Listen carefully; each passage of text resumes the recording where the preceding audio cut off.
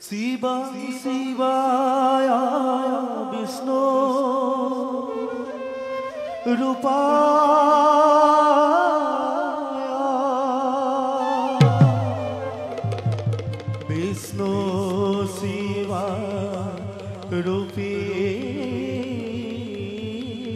रे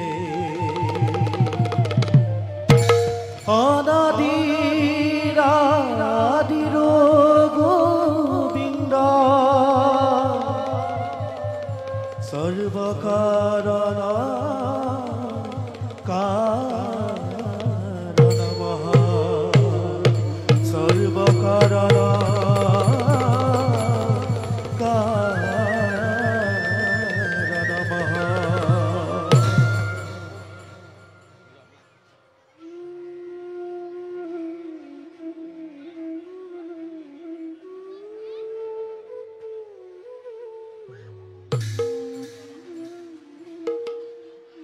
दिव्य शुभ्र ज्योतिरे ज्योतिष्मान प्रकृतिर नान्दनिक रूपेरे महियान কৈলাসরে শুভ্র শিখরতে বাস করু আমি জগতৰ ঈশ্বৰ দৰিদ্ৰ শংকৰে পৰম ব্ৰহ্মই আমাৰ কৰিছে সৃজন জীৱ সংহাৰৰ ক্ষেত্ৰত হেই অনাদি কালৰে পৰা সংহাৰৰ দায়িত্ব পালনেৰে সৃষ্টিৰ ভাৰসাম্যতা আমি কৰিছো ৰক্ষণ জিতেন্দ্ৰিয় আমি মহাদেৱ তথাপিও চৰিত্ৰৰ ভক্তগণৰ আকুল আহ্বানে আমাৰ কঠিন হৃদয়তো করুণার উদ্রেক করে মনোমত বর প্রদান করি ভক্তগণ জাগতিক ঈশ্বর আমি করিছো পূরণ আজিও মূর্তর এক ভক্ত ঈপ্সিত বর প্রদান করি কৈলাসত প্রত্যাবর্তন আমার যাও এবে নৈমিত্তিক কার্য করি সম্পাদন পার্বতীর হমে করগই নির্গুণ হরির কথন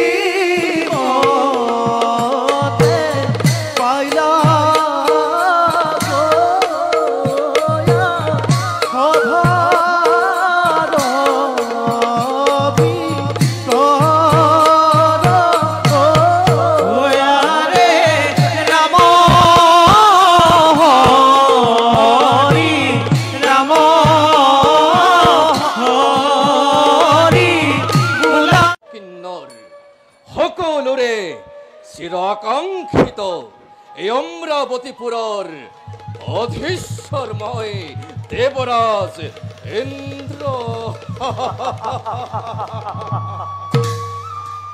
৩৩ কোটি দেবতায় যার আদেশ পালন করিবলৈ সদা হস্তম মই সেই দেব পুরন্দর কোৱা কোৱা দিকপাল দেৱৰাজ আজি মোতকৈ সুখী মোতকৈ সমৃদ্ধিশালী আছে জানো কোনোজনেই ব্ৰহ্মাদেৱৰ সৃষ্টিত নাই দেৱৰাজ আৰু সেইবাবেই দেতি আৰু দনুৰ সন্তান সেই দৈত্য দানৱসকলে বাৰে বাৰে আক্ৰমী স্বৰ্গপুৰ ব্যাহত কৰিছে দেৱতাৰ শান্তিত দেৱৰাজ সেইবাবে দিকপাল দেৱৰাজ সদম হস্তম থাকিব দৈত্য আৰু দানৱৰ বাবে দেৱৰাজ তাৰ বাবে নিশ্চিন্তে থাকক আপুনি জানো আমি ভালদৰে কৰ্তব্য আমাৰ লাগে মাথো আপোনাৰ আদেশ সত্যক মুহূৰ্ততে কৰিম নিশেষ সুন্দৰ সুন্দৰ দিকপাল শুনি সুখী হলো মই তোমাৰ বৈশাখিত বাণীত দিকপাল দেৱৰাজ অমৰাৱতীৰ চতুৰ্দিশে সদা সৰ্বদা সতৰ্ক দৃষ্টি ৰাখিব তুমি চাবা যাতে শত্ৰু আক্ৰমণৰ বাবে নাথাকে কতো একো ছিদ্ৰ কাৰণ শত্ৰু অতিকে চতুৰ বলা দিকপাল দেৱৰাজ যাওঁ এবে নৰ্তকীগণৰ কাষে উপভোগ কৰি তেওঁলোকৰ মনোৰম নৃত্য গীত ৰাজ কাৰ্যৰ অৱসাদ দূৰ কৰো আমি বলক দেৱৰাজ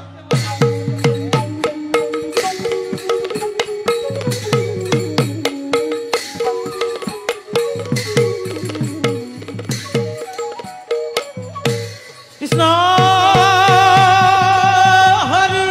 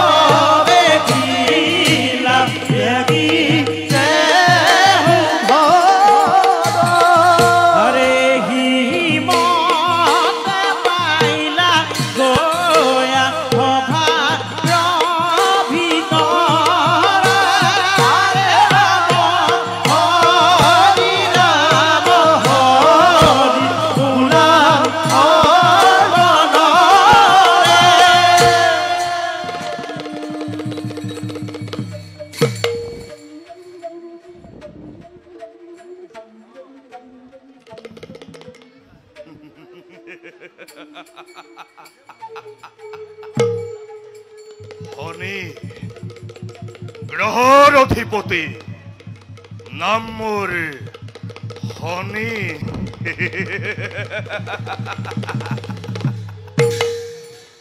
মোৰ এক কটাক্ষতে ভস্মীভূত হ'ব পাৰে সমগ্ৰ বিশ্ব এটি পলকতে যতেই দৃষ্টি মোৰ তাতেই প্ৰলয়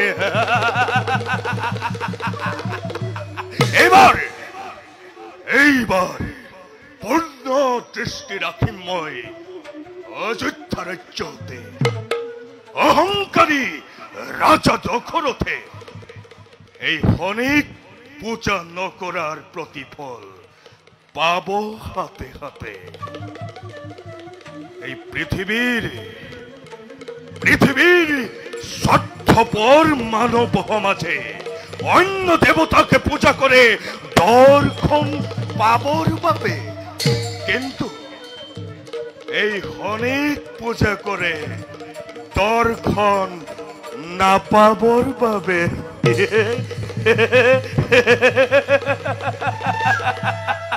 কাৰণ য'তেই দৃষ্টি মোৰ তাতেই প্ৰলয় প্ৰলয়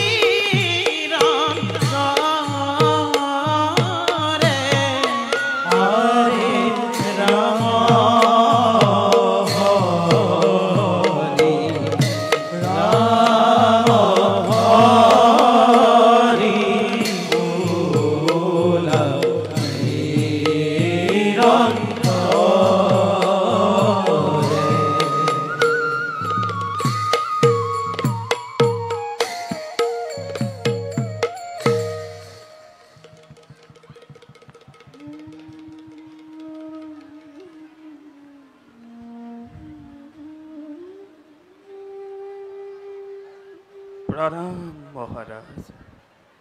মন্ত্ৰীবৰ মহাৰাজ আছেনে কুশলে মোৰ অযোধ্যাৰ প্ৰিয় প্ৰজাগণ? অভাৱ অনাতন অথবা বৰ্হি শত্ৰুৰ আক্ৰমণে জৰ্জৰিত কৰে নেকি মোৰ প্ৰজাগণৰ জীৱন? মহাৰাজ জনক সকলোতে মোক নকৰি পলম। সকলোৰে মংগল আজি অযোধ্যা ৰাজ্যত, কিন্তু মহাৰাজ মন্ত্ৰীবৰ কি হ'ল? কিন্তু বুলি আপুনি ৰৈ গ'ল কিয় মন্ত্ৰীবৰ? মহাৰাজ মন্ত্ৰীবৰ আজি প্ৰায় বহুদিন ধৰি নিৰীক্ষণ কৰিছো আপোনাক। মোক হয় মহাৰাজ, পূৰ্ণিমাৰ চন্দ্ৰহেন মুখনি আপোনাৰ আজি যেনে দেখা পাওঁ বিষাদৰ কলীয়া ডাৱৰে আৱৰা। মন্ত্ৰীবৰ ৰাজ কাৰ্যটো দেখা পোৱা নাই পূৰ্বৰ সেই সজীৱতা। ইয়াৰ কাৰণ কি মহাৰাজ? মন্ত্ৰীবৰ মহাৰাজ বুদ্ধিমত্তাৰ সাক্ষাৎ প্ৰতিমূৰ্তি আপুনি, তথাপিতো হোৱা নাই নে বোধগম্য আমাৰ এই উদাসীনতাৰ কাৰণ? মহাৰাজ মন্ত্ৰীবৰ মহান ইক্ষ্বাকুকুলৰ ৰজা আমি, সূৰ্যবংশীয় ইক্ষ্বাকুকুলৰ ৰজা মহাৰজা সকলে অসীম পৰাক্ৰমেৰে শাসন কৰি এই অযোধ্যা ৰাজ্য ৰাখিছিল সুখ্যাতি ধৰাৰ বাক্ষ। কিন্তু মন্ত্ৰীবৰ, মহাৰাজ, ত্ৰিজগত বন্দিত এই ইক্ষাকুকুলৰ শোণিতৰ ধাৰা আজি যেন স্তব্ধ হৈ যাব এই দশৰথৰ নামত। মহাৰাজ, আপুনিতো জানেই মন্ত্ৰীবৰ, অদ্য পৰিমিত পুত্ৰক মই লাহে লাহে মোৰ যৌৱনেও মেলানি মাগিছে, আৰু এদিন আহি বাৰ্ধক্যই দিবহি দেখা। মহাৰাজ, কিন্তু মন্ত্ৰীবৰ, সন্তান জন্ম নহলে এই মহান বংশ ৰক্ষা হব কেনেকৈ? কোনে দিব মন্ত্ৰীবৰ? কোনে দিব জলপিণ্ড দান? কোনে কৰিব এই বিশাল অযোধ্যা শাসন? এই কথা আমাৰ অগোচৰ নহয় মহাৰাজ। মন্ত্ৰীবৰ, ভাগ্যৰ লিখনিটো কদাপিতো নহয় খণ্ড। মন্ত্ৰীবৰ, তথাপিতো মহাৰাজ, অন্তৰাত্মাই কয় আমাক, নিশ্চয় নিশ্চয় আপুনি পুত্ৰ মুখ দেখিব এদিন।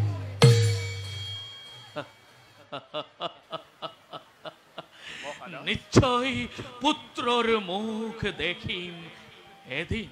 হয় মহাৰাজ, কিন্তু সেই দিনটো কেতিয়াকৈ আহিব মন্ত্ৰীবৰ? আহিব মহাৰাজ, নিশ্চয় আহিব। কেতিয়াকৈ আহিব?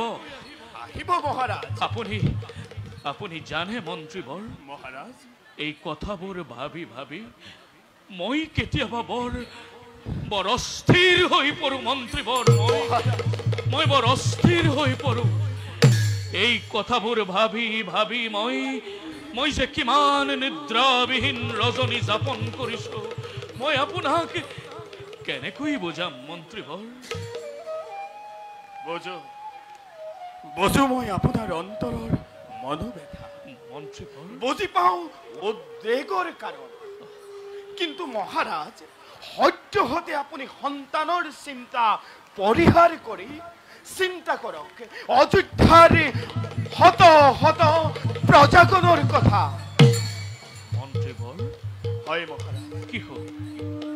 কি হল মোৰ অযোধ্যাৰ প্ৰিয় প্ৰজাগণৰ? কিবা সংকটে তেওঁলোকক কৰিছে জুৰুলা? হয় মহাৰাজ। মন্ত্ৰীবৰ, সুজলা সুফলা শস্য শ্যামলা অযোধ্যা আজি মৰুভূমিত পৰিণত হবলৈ বেছি দিন নাই মহাৰাজ। মন্ত্ৰীবৰ,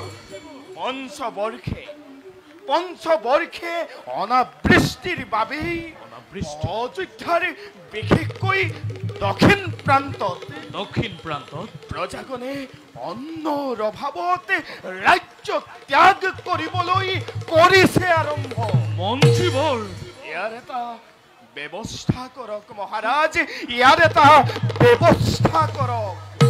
কি কলে মন্ত্ৰীবৰ? দক্ষিণ অযোধ্যাৰ এনেকুৱা অৱস্থা? মন্ত্ৰী সুমন্তৰ কথা একেবাৰে সঁচা মহাৰাজ। প্ৰণাম দেৱঋষি।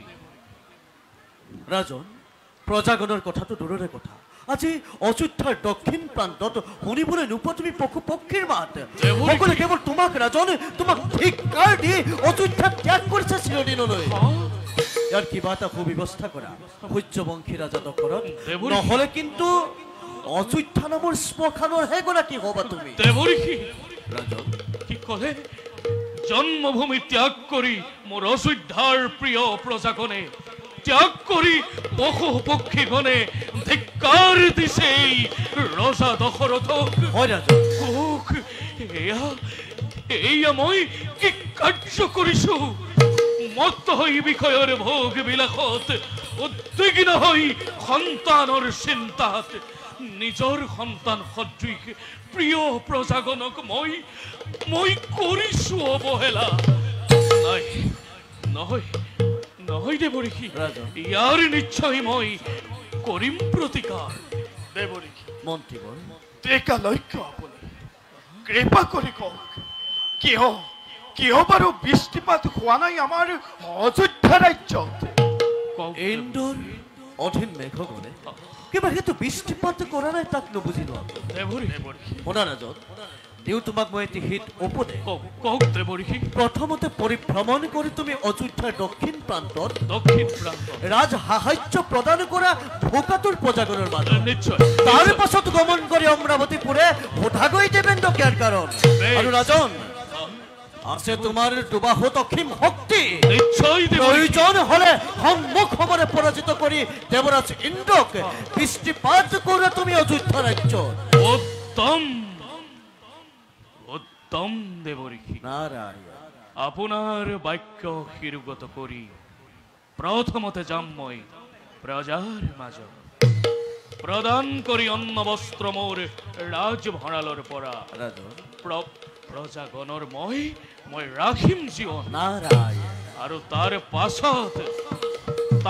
পাছত মই চাম ভালদৰে কিবা দৰে বৃষ্টিপাত নকৰে দেৱতাই অযোধ্যা ৰাজ্যত।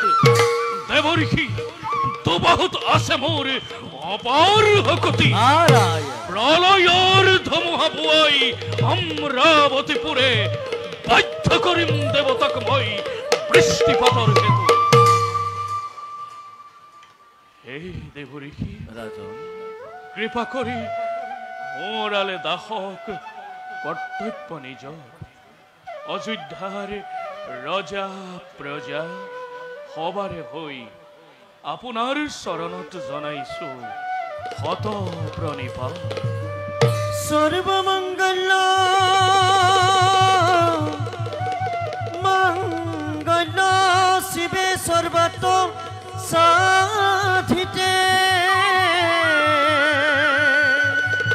তরণে তম্ভিক গৌরী নারায়ণে নমস্তুতে। নারায়ণে নমস্তুতে, নারায়ণে নমস্তুতে, নারায়ণে নমস্তুতে।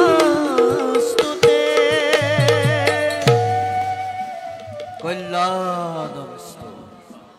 রাজলক্ষ্মী পুনর্বাস করকে অযোধ্যা রাজ্য। দেৱঋষি বাৰু ৰাজন কওক মন্ত্ৰীবৰ, দেৱঋষি আমি এতিয়া বিদায়হে মাগিছো। ভাল নাৰায়ণ নাৰায়ণ। মন্ত্ৰীভৰ মহাৰাজ শুনিলে নহয় দেৱঋষি নাৰদৰ বচন। গতিকে এতিয়া বলক যাত্ৰা কৰো আমি অযোধ্যাৰ দক্ষিণ দিশলৈ। বলক মহাৰাজ।